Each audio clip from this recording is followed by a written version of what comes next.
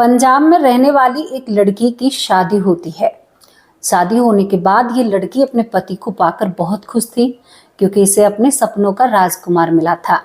इसके बाद इस लड़की की जिस घर में शादी होती है, वो लड़के वाले इसको गिफ्ट के तौर पर टिकट बुक कराते हैं इनकी अमेरिका घूमने की, और वहीं पर इनका हनीमून प्लान होता है।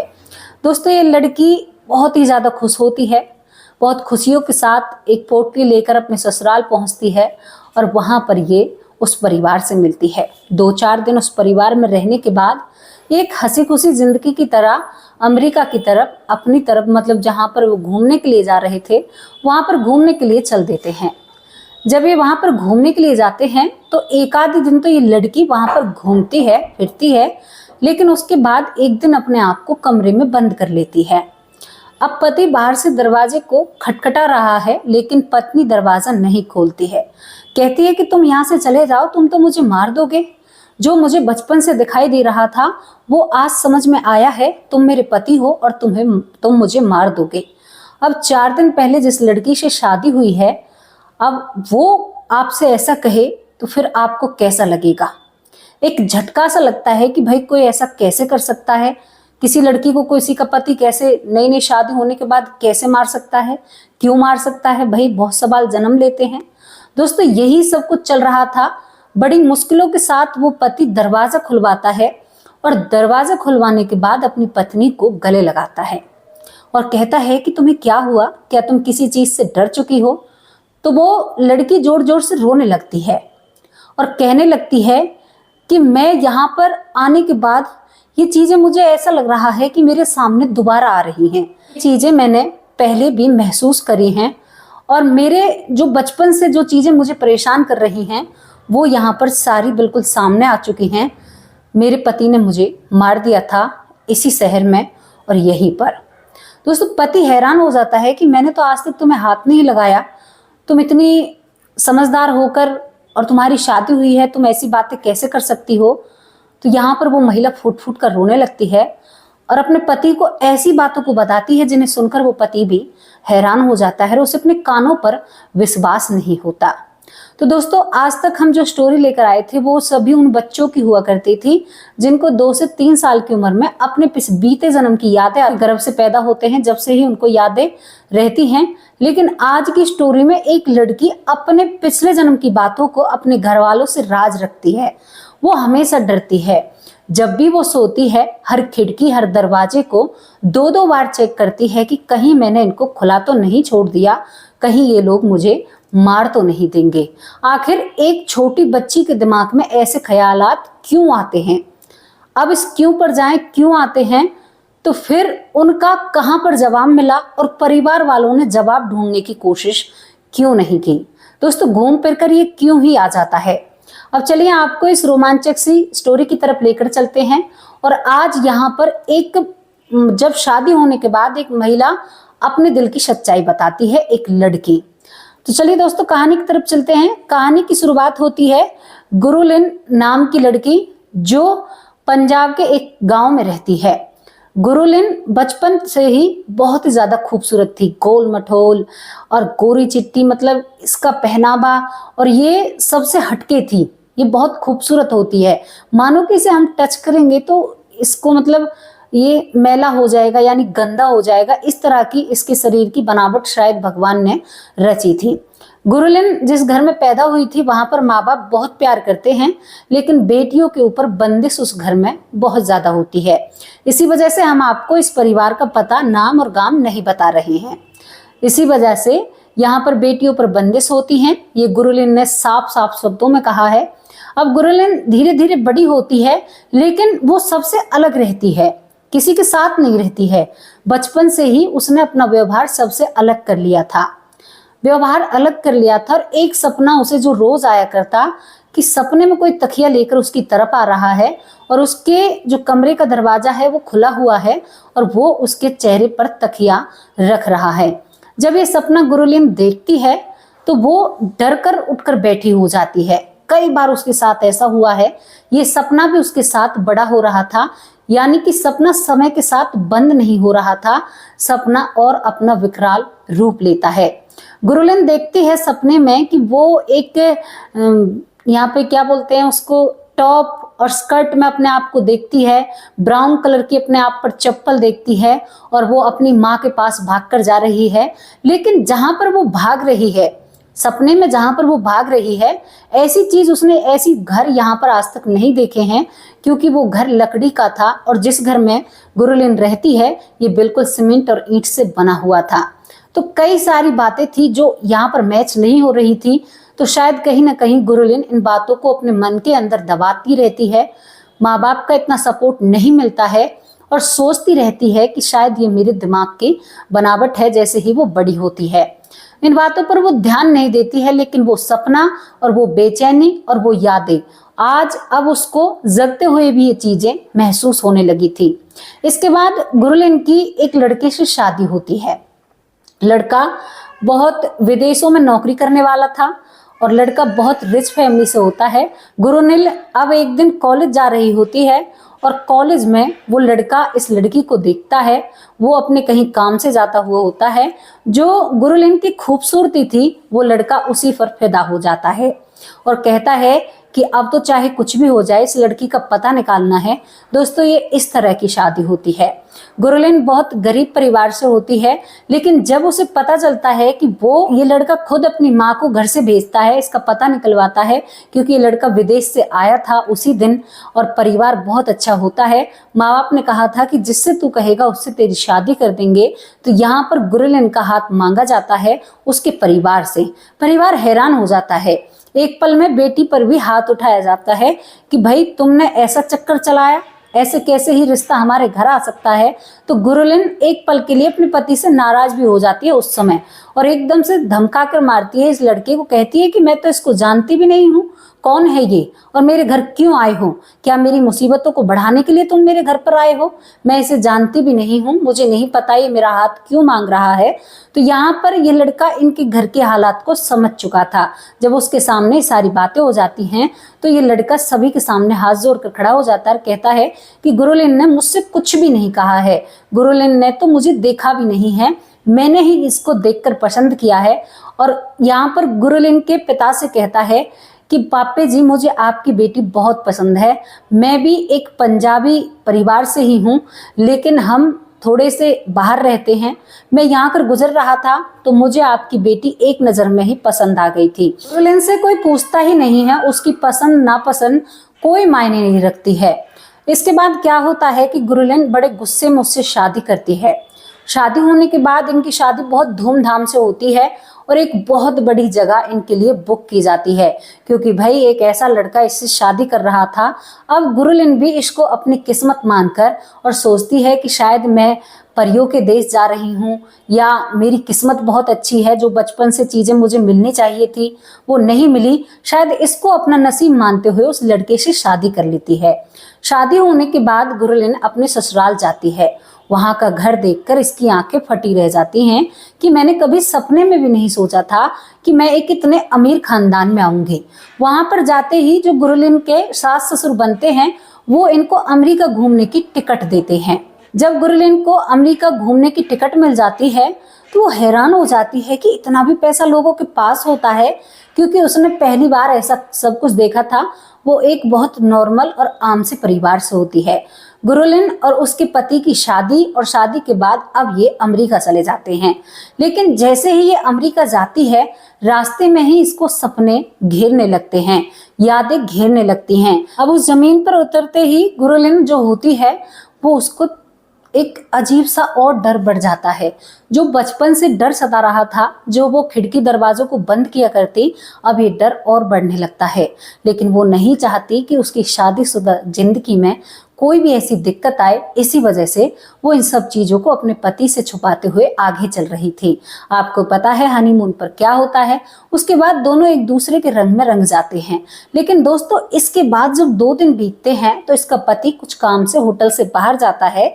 उसके बाद तुरंत जो गुरुलिन होती है वो सोते हुए डरती है। क्यों डरती है? क्योंकि सपने में उसको कोई मार रहा था और उसे सब कुछ पता था कि कौन उसके साथ ऐसा कर रहा है। यहाँ पर आज उसे पता चलता है कि जो सपने में उसको मारता है वो उसका पति है और वो उसका पिछले जन्म का पति है। क्योंकि बहुत दिनों से वो रिसर्च कर रही थी, अब वो दरवाजे बंद कर लेती है कि मैं तो वहीं पर आ गई जो सपने में मुझे जगह दिखाई देती थी, अब वो व्यक्ति भी यहीं पर आ जाएगा जो मुझे सपने में मारा करता। और आज इसको सपना और भी ज्यादा आता है। क्या आता है कि इसको पता चलता है कि जो इसको मारता है वो इसका पति है, और उस पति की कुछ बुराइयां इसको पता चली थी, तभी ये व्यक्ति इसको रोज मारा करता, जबकि बचपन से ये सब कुछ झेलते आ रही है। क्योंकि ये उसी जगह पर पहुंच जाती है जहां पर इसका शायद कभी घर रहा हुआ होगा। अब दोस्तों, आपको गुरुलिंग से जुड़ी हुई एक बात बता दें हम। गुरुलिंग का पुनर्जन्म हुआ था, जो कि पिछले जन्म में वो अमेरिका की रहने वाली होती हैं और दूसरे जन्म में वो भारत में पहुंच जाती हैं। अब वो बताती हैं, दरवाजा बंद कर लेती हैं, पति आता है, दरवाजा खोलने की जिद करता है, तो वो कहती है कि नहीं, जैसे मुझे मेरे पहले पति ने मार दिया ऐसे ही मुझे तुम मार दोगे और मैं दरवाजा नहीं खोलूंगी। दोस्तों, ये बात सुनकर वो पति हैरान हो जाता है, क्योंकि गुरुलिन जो थी वो काफी डर जाती है और डर के कारण ये सब कुछ उलट पुलट कर देती है। लेकिन उसका पति बहुत पढ़ा लिखा और समझदार था। वो दरवाजे को खुद खोलने की कोशिश करता है, मैनेजर से दूसरी चाबी मंगाता है, उस चाबी से दरवाजे को खोला जाता है और उसके बाद वो अपनी पत्नी को अपनी बाहों में भर लेता है और कहता है कि तुम किससे डर रही हो? तुम्हारा पति मैं हूं और तुम मेरी हो। आज तक मैंने तुम्हारे साथ कोई बर्ताव नहीं किया। 4 से 5 दिन हमारी शादी को हुए हैं। गुरुलिन, तुम करना क्या चाहती हो? अब इसके बाद वो बताती है सारी सच्चाई, जो आज तक वो अपने पिता से भी शेयर नहीं कर पाई, कहीं ना कहीं माँ से भी शेयर नहीं कर पाई, क्योंकि माँ बाप की उसमें कमी होती है। माँ बाप वो अहमियत अपने बच्चे को नहीं दे पाते हैं जो अहमियत माँ बाप को अपने बच्चे को देनी चाहिए। गुरुलिन बताती है कि मैं, जो मेरा पिछला जन्म है, इसी यहीं पर हुआ था। मेरी शादी हो गई थी, मेरी माँ बहुत ज्यादा बीमार रहा करती, मेरे पति बहुत गलत काम करते हैं, लड़कियों का देह व्यापार, ऐसी चीजों को किया करते थे। इस चीज के बारे में जब मुझे पता चलता है तो मैं अपनी माँ को बताने की कोशिश करती हूँ, लेकिन मेरा पति अब मुझे मारने की धमकी देने लगता है। मैं डर के कारण अपनी माँ को नहीं बता पाती हूँ और ये बातें मुझे बचपन से ही महसूस होती हैं, बचपन से दिखाई देती हैं, दिन में जागते वक्त भी दिखाई देती हैं। उसके बाद मैं अपनी खिड़की दरवाजे हमेशा बंद कर कर सोया करती कि कहीं रात को आने के बाद मेरा पति मुझे जान से ना मार दे। लेकिन जब से मैं इस देश में आई हूँ वो सारी बातें मुझे याद आने लगी हैं और वो पिछले जन्म के मुझे नाम भी याद हैं। सब कुछ मुझे महसूस जो हुआ था, जो नाम महसूस हुए थे, जो जगह दिखी थी, वो सब कुछ यहाँ से मैच करता है। क्योंकि एक आधे दिन में इसने जो नाम सुने थे यहाँ पर, वो सभी नाम उन नामों से मिल रहे थे जो नाम इसे सपने में सुनाई दिया करते। ये बताती है कि अल्बर्ट, मेरे पति का नाम था अल्बर्ट, और अल्बर्ट की मैं जेनिफर पत्नी होती हूँ। हम दोनों पति पत्नी होते हैं, हमारी एक भी संतान नहीं होती। लेकिन जिस चीज का मुझे डर होता है, मेरा पति तकिए से आकर मेरे मुंह को दबा देता है। मुझे यहाँ पर ये सब कुछ सपना दिखाई देता है। और आज जब मैंने यहाँ पर इस शहर को देखा, यहाँ के लोगों के नामों को जाना, तो ये नाम यहाँ पर कई लोगों के मिले होंगे, लेकिन मैं यहाँ की थी। मेरे सपने झूठ नहीं थे। लोग मुझसे कहते थे, जब मैं अपनी सहेलियों से बातों को शेयर करती थी, लेकिन बहुत लोग हंसते थे कि स्कर्ट तो हमारे यहाँ पर कोई भी नहीं पहनता, गाँव में तो कोई भी नहीं पहनता, जवान लड़कियों को तो बिल्कुल अलाउड नहीं है, और यहाँ पर टॉप भी जवान लड़की नहीं पहन सकती, लेकिन अमेरिका देश में तो पहन सकती है। दोस्तों, उसकी सारी बातें मिल जाती हैं तो पति उसे संभालता है। संभालने के बाद एक दिमाग के डॉक्टर के पास ले जाता है। देखो, पति है, वो हर तरीके से उसके हिसाब में ढलना चाहती है, उससे माफी मांगती है, कहती है कि मैं गांव की गवार हूँ, भले ही मैंने कॉलेज कर लिया है, लेकिन जो चीज तुमने मुझे दिखाई है वो तो मैंने आज ही देखी है, अपनी जिंदगी में पहली बार देखी है।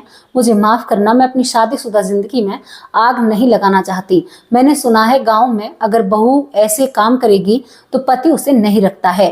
दोस्तों, जब ये बात सारी सुनता है वो पति, तो वो कहता है कि मैं उन पतियों में से नहीं हूँ जो तुम्हें छोड़ दूंगा, मैं तुम्हें सही करके अपने साथ रखूंगा।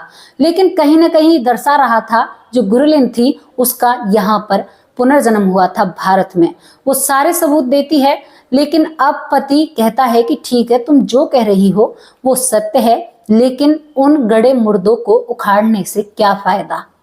मैं आज उन सच को तेरे सामने लाकर खड़ा कर दूं, लेकिन फायदा है, तेरी जिंदगी में महक, खुशबू, फूल, चमन सब कुछ बिखरा पड़ा हुआ है। तेरी जिंदगी आगे बची पड़ी हुई है, उसे मतलब उसके पति का समझाने का तरीका जो होता है, तो वहां पर गुरलीन को आज वो चीज महसूस हुई थी जो शायद कभी उसके माँ बाप को उसे करानी चाहिए थी। दोस्तों ये चीज गुरलीन को जब महसूस हो जाती है तो वो संतुष्ट हो जाती है और जिंदगी में आगे बढ़ जाती है। दोस्तों एक ऐसी कहानी थी जिसका कोई प्रमाण नहीं था, लेकिन ये सत्यता पर भी आधारित है, हमें लिखकर भेजी है। उन्होंने हमारे हालत के बारे में भी पूछा है। अब आप लोगों को उन लोगों के नाम बता दूं जिन लोगों ने बहुत ज्यादा मुझे दिल से दुआएं दी हैं और मेरे लिए प्यार भरे कमेंट किए हैं, और कई लोगों के तो कमेंट मुझे बहुत भावुक कर गए, क्योंकि मेरी तबीयत कल बहुत खराब थी, मुझे बहुत ज़्यादा दिक्कत हो रही है। अगर मैं ठीक सही से हो गई, अगर ठीक हो गई तो ही आप लोगों को बताऊंगी कि मुझे क्या बीमारी थी। दोस्तों उन लोगों ने मेरे लिए दुआ की है, तो मेरा फर्ज बनता है कि उन लोगों के सामने आऊं और उन लोगों के नाम लूं जिन लोगों ने मेरे लिए दुआ की है, जो मेरा अपना परिवार है, जो मेरे लिए जीता है और जिनके लिए मैं जीती हूँ। पहला नाम है रविकांत वर्मा, बहुत बहुत धन्यवाद भाई जी आपका। यशवंती, मैं इनको माँ के रूप में देखती हूँ, बहुत बहुत धन्यवाद, आप माँ की तरह लाड दुलार करती हैं। यहाँ पर सौरभ भाई जी बहुत बहुत धन्यवाद, आप हमारी सेहत की शुभकामनाएं करते हैं। यहाँ पर श्रुति बित्तर, बहुत बहुत धन्यवाद, आपने हमारे लिए बहुत अच्छा कुछ सोचा, हमारे लिए प्रार्थना की, बहुत अच्छा लगा। रेणु शर्मा बहुत बहुत धन्यवाद। सुरेंद्र पाल कौर, इन्होंने कहा है कि हम प्रे करते हैं आप बहुत जल्दी स्वस्थ हो जाएं, बहुत बहुत धन्यवाद। आनंद सिंह जी बहुत बहुत धन्यवाद। मित्तक भाई ने कहा है कि आप जल्दी ठीक हो जाओगी। साक्षी ने भी कहा है कि आप जल्दी स्वस्थ हो जाओगी। सिकंदर भाई ने कहा है कि हमारी बहन कभी हार नहीं सकती, बहुत बहुत धन्यवाद भाई जी।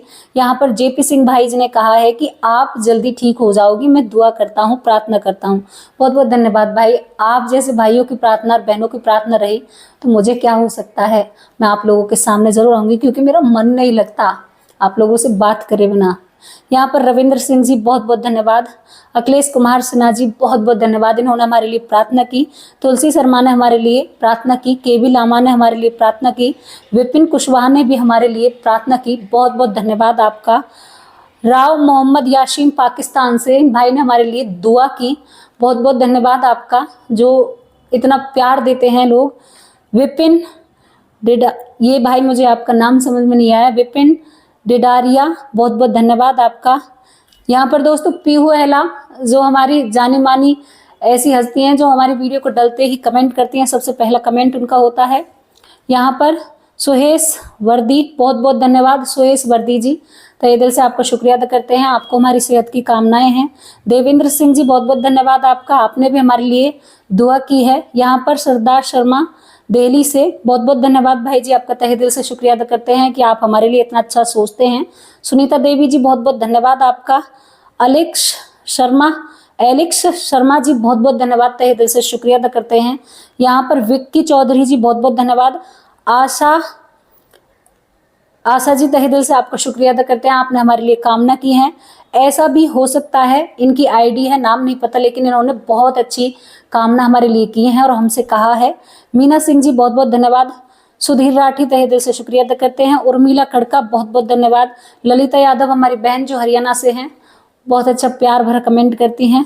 बबीता सिंह दिल्ली से हमारे लिए बहुत प्रार्थना की है आपने। सुनीता यादव बहुत बहुत धन्यवाद। इंदु शर्मा बहुत बहुत धन्यवाद। जीतू प्रजापति बहुत बहुत धन्यवाद। आंचल विलोक जी बहुत बहुत, आंचल विलोक, इनका पता नहीं मुझसे कैसा रिश्ता है, अब पता नहीं अच्छा वाला रिश्ता है या बुरा वाला, लेकिन फिर भी हमने आपका नाम लिया है, बहुत बहुत धन्यवाद। जो दुख में खड़े हैं, विंशु आनंद बहुत बहुत धन्यवाद। मनोज जी तहे दिल से शुक्रिया अदा करते हैं। प्रवीण भवन बहुत बहुत धन्यवाद आपका, तहे दिल से शुक्रिया अदा करते हैं। यहाँ पर मंजू चौधरी जी बहुत बहुत धन्यवाद आपका, तहे दिल से शुक्रिया अदा करते हैं। सुकंतला जी हमारी बहन है, बड़ी बहन है, आशीर्वाद बनाए रखना।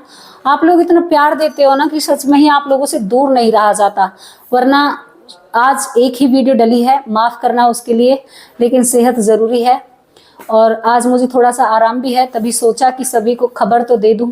मैं तो भाई आपको खबर देती रहूँगी।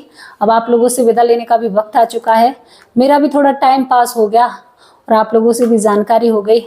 अब कल हाजिर होंगे किसी से अच्छी स्टोरी के साथ। दोस्तों जल्दी ठीक हुए तो बहुत अच्छी बात है, वरना टाइम लगा तो फिर वही बात है। नमस्कार, जय हिंद, जय भारत।